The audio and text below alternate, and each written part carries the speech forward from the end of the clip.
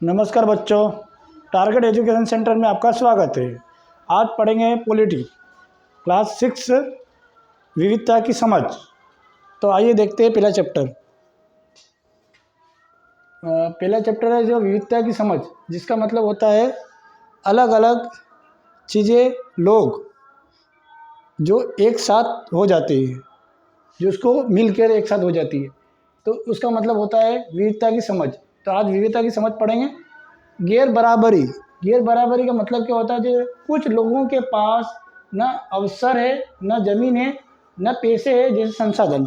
ठीक है, इसलिए गरीबी रेखा और अमीरी विविधता का रूप नहीं है। ये लोगों के बीच असमानता यानी गैर बराबरी का उदाहरण है। तो जिसके पास न जमीन है, न पैसा है, ऐसे संसाधन जो गैर बराबरी का एक उदाहरण है।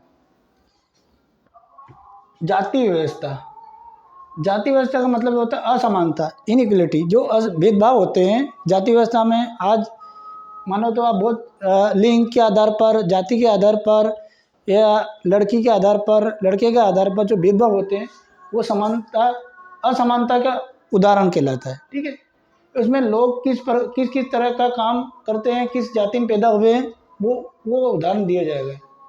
इसके बाद अगला पढ़ेंगे अपन, भारत में विविधता का देश है। भिन्न भिन्न त्यौहार मनाए जाते हैं भारत में, जैसे कि होली हो, त्यौहार हो, या धर्म, ईसाई, मुस्लिम, हिंदू।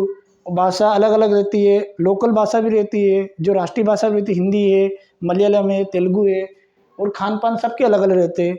जैसे पश्चिम बंगाल में मछली ज़्यादा मतलब खाते हैं, चावल वगैरह।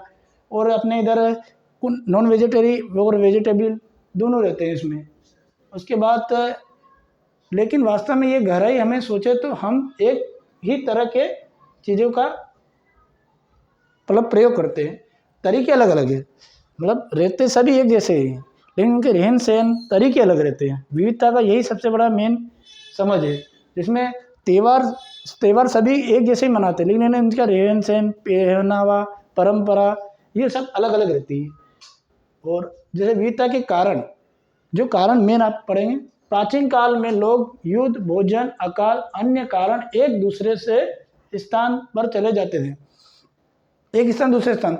जब प्राचीन काल में लोग युद्ध करते थे, आप जैसे विविधता का सबसे पहला प्राचीन काल में युद्ध वगैरह में जैसे अकाल पड़ जाता था, या फिर कोई भोजन मतलब जैसे अकाल या बारिश ज़्यादा हुई, या उससे बाढ़ आ जाती थी, या बारिश नहीं होने के कारण रेगिस्तान में, राजस्थान में अकाल पड़ जाता है, वैसे वहाँ से लोग पलायन कर देते थे। मतलब विविधता का ये कारण है, जो वहाँ से चले जाते थे वो ऐसी जगह चले जाते थे जहाँ पे उनको सुविधा मतलब उपलब्ध हो सके, जो खान पान, रहन सहन, पानी और खाने की वस्तुएं जो आसानी से प्राप्त हो सके। जिस तरह प्राचीन काल में विविधता का कारण यही है, जो एक स्थान से दूसरे स्थान पर चले जाते थे, और यात्रा का साधन का अभाव होता था वहाँ पे, और वहाँ रहने लगते थे वो।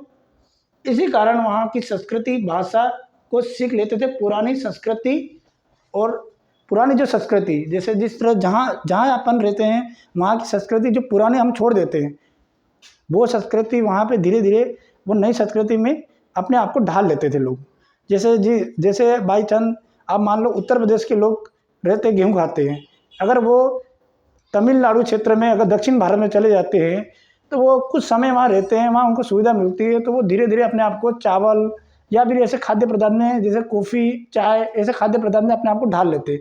उनकी संस्कृति, भाषा, वो हर तरफ चेंज, वो पहनावा, वो संस्कृति सभी चेंज हो जाते थे। परिवर्तन का वही होता है। इसे देखो, भौगोलिक कारण इसमें है ना, विविधता के कारण में भौगोलिक कारण भी है, जिसमें आपको समझ में अच्छा आएगा। जैसे जलवायु परिवर्तन, मृदा परिवर्तन, मानसून, जल, मैदान, ये आदि लोग अपनी भौगोलिक परिस्थितियों के अनुरूप संस्कृति और परंपरा में ढाल लेते थे। जैसे मौसम चेंज, जैसे अपने केरल या तमिलनाडु क्षेत्र में जाओगे तो वहाँ पे अधिकतर बारिश का मौसम बना रहता है, मतलब 12 मासी बारिश का मौसम बना रहता है वहाँ पे, क्योंकि समुद्र किनारे लगता है। तो उस तरह जो भौगोलिक रहती, जलवायु परिवर्तन होती रहती। और आप राजस्थान में जाओगे, वहाँ पे आपको राजस्थान में जैसे थार का रेगिस्तान है, वहाँ पे मतलब जहाँ तक उच्च गर्मी पड़ती, बहुत ज़्यादा गर्मी, मतलब वो तापमान हाई रहता है और रातें ठंडी होती है।